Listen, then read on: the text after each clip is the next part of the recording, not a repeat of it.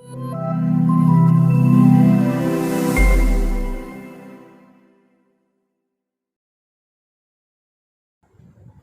everyone, I'm Mansi Duthagra and huge welcome to my YouTube channel Easy Homeopathy। तो आज हम बात करने वाले हैं general health care in corona and oxygen saturation बढ़ाने के लिए कुछ होम्योपैथिक रेमेडीज़ के बारे में। तो सबसे पहले हम बात करेंगे जनरल हेल्थ केयर इन कोरोना के बारे में। तो मैं कोरोना के बारे में ज़्यादा कुछ आपको नहीं बताऊंगी क्योंकि कोरोना क्या है, कैसा है, क्या करता है, ये सब तो आपने बहुत ही पढ़ा होगा। तो हम डायरेक्ट कुछ ऐसी टिप्स के बारे में बात करेंगे जो हमारे लिए और हमारे कुछ अपनों के लिए बहुत ही ज़्यादा इम्पोर्टेंट है। कुछ छोटी छोटी ऐसी बातें जो हमें ध्यान में रखनी है। तो सबसे पहले हम बात करेंगे डाइट के बारे में। तो डाइट में हमें क्या क्या लेना चाहिए, तो ज़्यादा से ज़्यादा पानी पीना प्रीफर कीजिए। लेमन वाटर पिए तो बहुत ही अच्छा है। सीजनेबल फ्रूट खाना प्रीफर कीजिए। जिसकी सीज़न है वो फ्रूट बहुत ज़्यादा खाइए।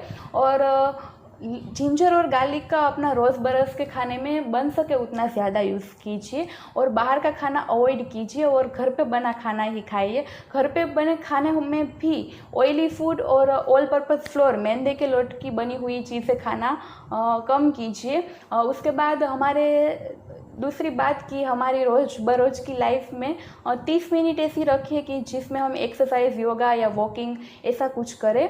तीसरी बात कि अब वैक्सीनेशन स्टार्ट हो गया है तो प्लीज़ बन सके उतना जल्दी वैक्सीनेशन करवा लीजिए। चौथी बात कि हमें बने उतना घर से बाहर जाना अननेसेसरीली अवॉइड करना चाहिए। बन सके उतना बाहर जाना टालिए। पांचवी बात कि हमें स्टीम लेनी चाहिए जिससे हमारी जो रेस्पिरेटरी ट्रैक है वो साफ़ हो जाए। तो हीट स्टीम इनहेल करनी चाहिए।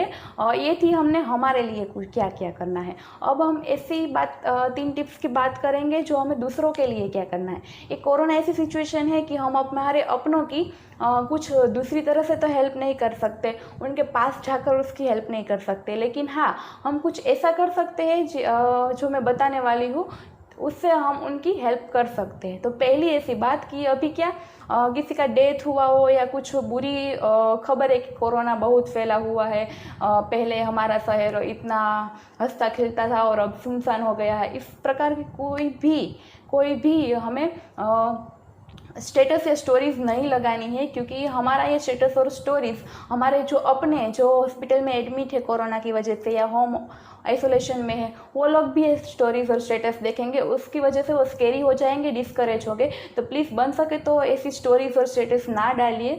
और दूसरी बात कि अभी क्या है कि कोई ऐसा कहे कि ये इम्यून बूस्टर है, जिंक की टेबलेट है, साइट्रिक एसिड टेबलेट से, अभी तो एस्पिडोस्पर्मा भी बहुत वायरल हुआ है, तो सब क्या करते हैं वो अपने घर में स्टोर करने लगते हैं। तो हमें ऐसा नहीं करना है। जिन लोगों को अभी उसकी ज़रूरत है वो लोगों को हमारे ऐसा करने से नहीं मिल सकता। तो प्लीज़ बन सके तो ऐसा कुछ ना कीजिए।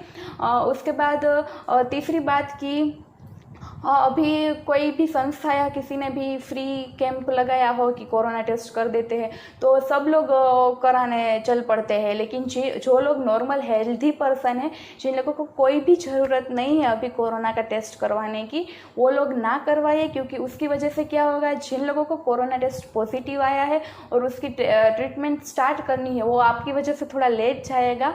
तो प्लीज़ बन सके तो जिन लोगों को कुछ नहीं हुआ है वो कोरोना का टेस्ट करवा के कंसल्टेंट का टाइम वेस्ट ना करें। ये थी जनरल होम्योपैथिक केयर इन कोरोना।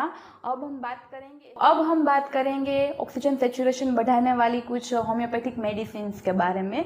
तो सबसे पहले हम एस्पिडोस्पर्मा क्यू के बारे में बात करेंगे। ये एक प्लांट किंगडम की मेडिसिन है और इसे डिजिटालिस ऑफ लंग कहा जाता है। क्योंकि जैसे डिजिटालिस ऑफ परपूरा वो हार्ट के इन्फेक्शन के लिए ग्रेटेस्ट रेमेडी है, उसी तरह एस्पिडोस्पर्मा क्यू लंग इन्फेक्शन के लिए ग्रेटेस्ट रेमेडी है। इसीलिए इसे डिजिटालिस ऑफ लंग कहा जाता है। इसे ब्राज़ीलियन फीवर भी कहा जाता है क्योंकि ब्राज़ील में फीवर में ये मदर टिंचर बहुत यूज़फुल है।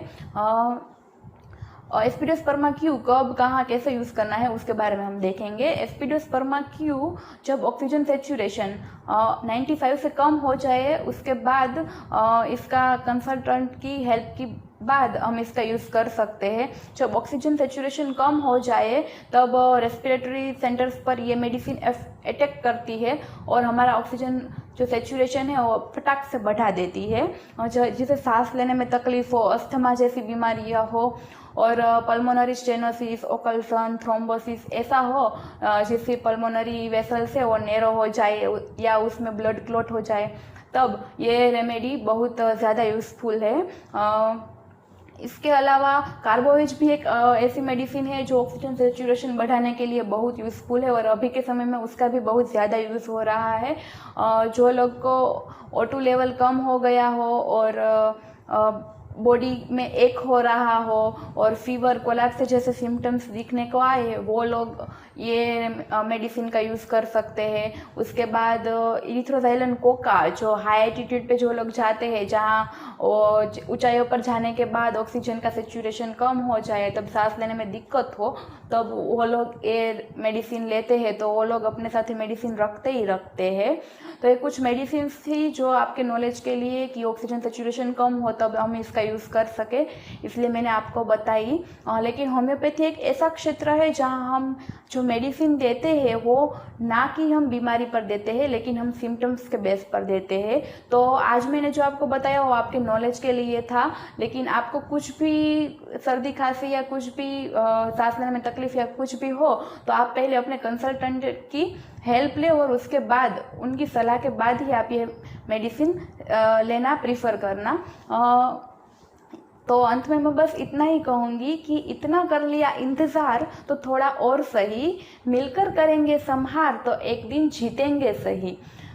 Thank you very much for watching my video and please subscribe to my YouTube channel Easy Homeopathy and don't forget to leave a comment with suggestion for upcoming videos. Thank you very much and please like, share and subscribe.